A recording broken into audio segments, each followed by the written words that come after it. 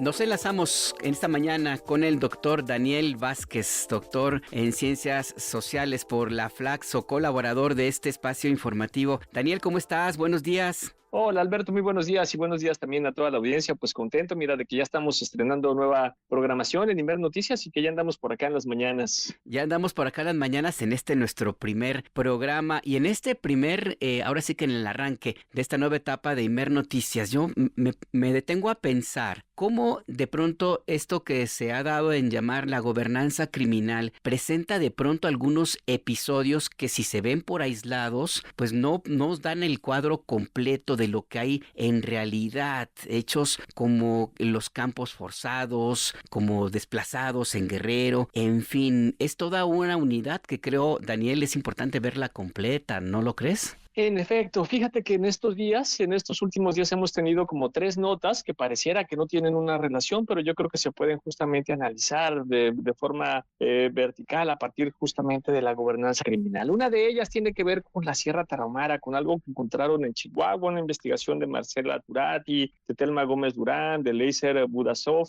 que analizaron lo que llamaron esclavos en la Sierra Tarahumara y lo que miraron fue, bueno, 25 personas, 25 hombres en particular que fueron rescatados de hacer trabajo forzado en la Sierra Tarahumara.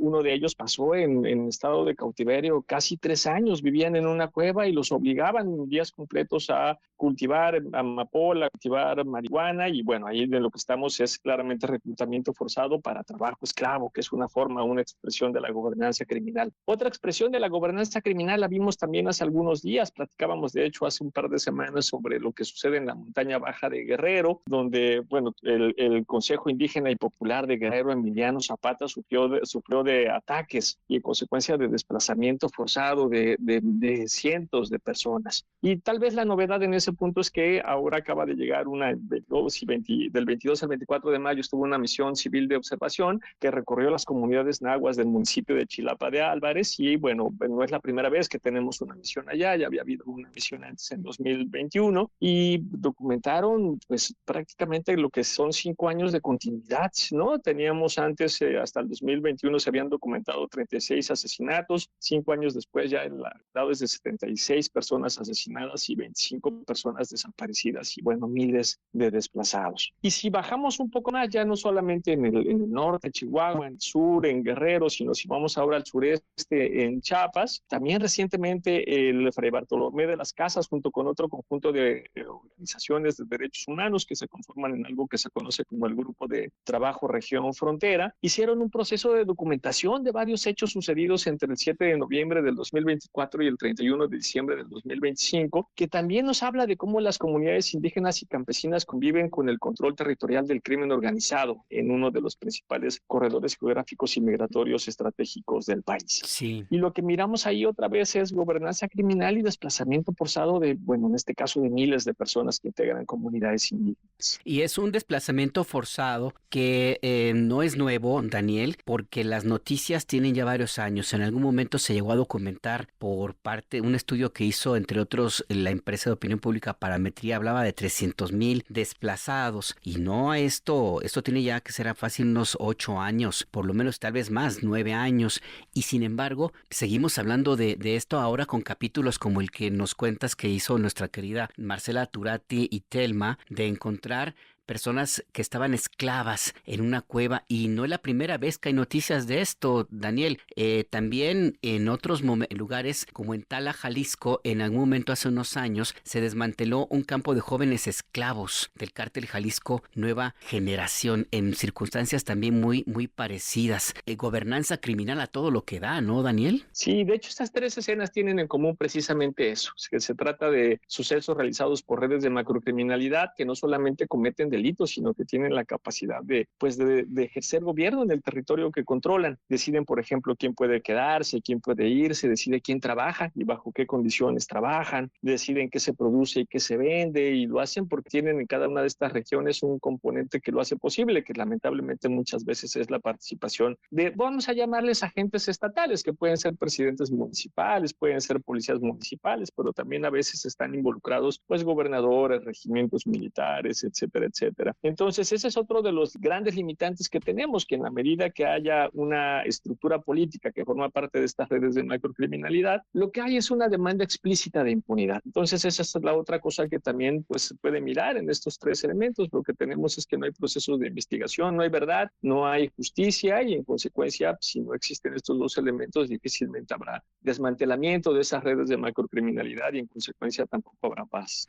¿Por qué no se puede, Daniel? Te lo quiero preguntar porque ahora mismo que te escucho, recordé también un viejísimo capítulo que ocurrió en los años 80 y que se tradujo en una frase que se le atribuye a Rafael Caro Quintero para controlar autoridades, la famosa frase de plata o plomo. Esto nos habla de una sujeción de autoridades locales a bandas que tienen un control supraterritorial, sí, pero nos habla también entonces de un estado o de algo más arriba que ha permitido que esto exista desde entonces. ¿Qué diferencia habrá entre esa frase de plata o plomo y lo que ahora vivimos, Daniel? Sí, nuestras redes criminales tienen ya varias décadas, algunas de ellas incluso hasta 70 años y en consecuencia están también ya muy arraigadas en muchos de estos territorios. En los lugares en los que se observa de forma más clara ese arraigo es, bueno, pues en Tierra Caliente, en Guerrero, pero no solamente ahí, sino también en Michoacán, en una parte de Jalisco, ahí miramos buena parte de este arraigo. Y me parece que hay dos elementos, bueno, sí, la longevidad, sí, en consecuencia estas estructuras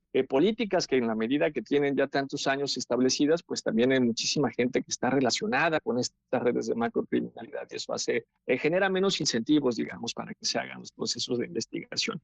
Pero también me parece que nos habla de un difícil equilibrio que se mantiene en esas regiones. Mira, uno de los datos bien interesantes que dieron en el caso de la misión de observación, la misión civil de observación que estuvo recientemente en Guerrero, es que vieron que la red de macrocriminalidad estableció una trinchera a 200 metros de una base militar en Tula. Vaya. Es decir, estaban ahí, ¿no? A 200 metros, que pues, es la distancia de 2 canchas de fútbol. Esto que se puede leer como si fuera simple impunidad, de alguna manera también nos habla de lo difícil que es construir acuerdos y equilibrios locales para evitar detonar enfrentamientos armados que cobren vidas de poblaciones civiles. Esto lo vimos en Aguililla, en Michoacán también, por ejemplo, ¿no? Entonces, sí hay un problema de estructura política, sí hay un problema de impunidad, pero también hay un problema de no detonar un enfrentamiento armado que tenga como consecuencia, pues eso, que una buena parte de la población civil pueda tener una pues grave violencia, de sufrir un grave proceso de violencia. Entonces, por eso es que es muy complicado generar o detonar estos procesos de construcción de paz. Sí, porque además se naturaliza esto mismo que tú mencionas, el que se establezca una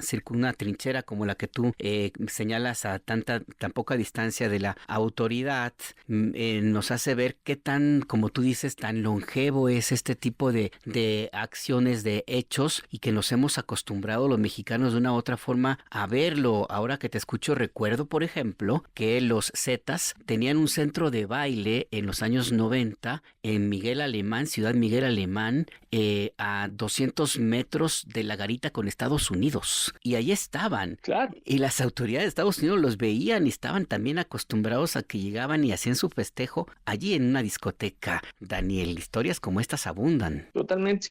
Parte del trabajo va a ser tratar de, pues, justamente desnormalizar, digamos, este proceso de interacción que incluso en las comunidades se mira porque los integrantes de las redes de macrocriminalidad, es decir, los niveles más bajos, pues también son integrantes de las comunidades, se casan con las personas que ahí viven con ellos, ¿no? Forman parte, por ejemplo, de las fiestas patronales, ¿no? Entregan también dinero, forma parte de los ejidos. Entonces es muy difícil porque sacar, digamos, o desmantelar a una red de macrocriminalidad a nivel muy localizada, me refiero, obviamente no estoy hablando de los grandes capos, sino justo de este tipo de comunidades, implica de alguna manera también mutilar a la comunidad. Y eso lo hace todavía más complicado, ¿no? Eso lo hace todavía mucho más difícil. Y una última reflexión que quisiera también compartirte y escucharte, Daniel Vázquez. Sí, las comunidades en regiones como Chiapas, Chilapa, la montaña de Guerrero o un municipio fronterizo en Tamaulipas, pero también el empresariado. Porque ahora que te escucho, también recuerdo otra historia que tiene que ver con, por ejemplo, pues lo que la OFAC ha señalado, algunas de las familias de los grandes capos de narcotráfico que también forman parte de la estructura de gobernanza criminal, según entiendo, pues son empresarios Hay una gran compañía que vende cerveza artesanal que tiene dentro de sus socios, porque es la esposa del dueño, a familiares de Rafael Caro Quintero. Y están también allí señalado por la OFAC y operan y están allí. Eso también es parte de nuestra reflexión, creo, Daniel. Totalmente. Si las redes de macrocriminalidad tienen esas tres estructuras, bueno, la criminal de la que ya hablamos, la estructura política, pero por supuesto también la estructura empresarial. Hay veces que la estructura empresarial como que queda medio invisibilizada, porque uno piensa que está pues más relacionada con, por ejemplo, el lavado de dinero o con, bueno, pues delitos justo de corte empresarial o de corte económico. Pero hay casos en concreto en donde las estructuras empresariales se tornan especialmente relevantes. La relación, por ejemplo, entre megaproyectos y redes criminales, ¿no? Específicamente en México esto se hace mucho más notorio a través de la minería, de las minas, ya sea de oro o en fin, de distinto tipo. Ahí es donde las empresas muchas veces cobran relevancia, primero para permitir, pagan para que les permitan asentarse en una población, pero además pagan para reprimir, obviamente, cuando hay procesos de resistencia de las comunidades. El caso en México más claro es el caso de la zona de Carrizalillo, lamentablemente también en Guerrero, en donde es una zona en la que ya es básicamente imposible entrar, porque justo la gobernanza criminal la tiene la red local, la red criminal local, junto con la misma, ¿no? Entonces ahí en ese tipo de megaproyectos, ahí es donde incluso las empresas cobran especial importancia como parte de estas redes criminales. Carrizalillo, donde hay un yacimiento de oro importante. Nos podemos quedar platicando toda la mañana, mi querido Daniel, pero pues creo que mejor vamos a dejar picado a la audiencia. Daniel, te agradezco esta conversación que tenemos esta mañana. Al contrario, un abrazo muy grande y pues que sea el primero de muchísimos programas en nuestra nueva barra de programación. Un abrazo. Abrazo también para ti, hasta pronto. Chao. Esta conversación con Daniel Vázquez, colaborador de Imer Noticias, que se incorpora también a este nuevo espacio, la primera emisión de Imer Noticias, tu punto de referencia.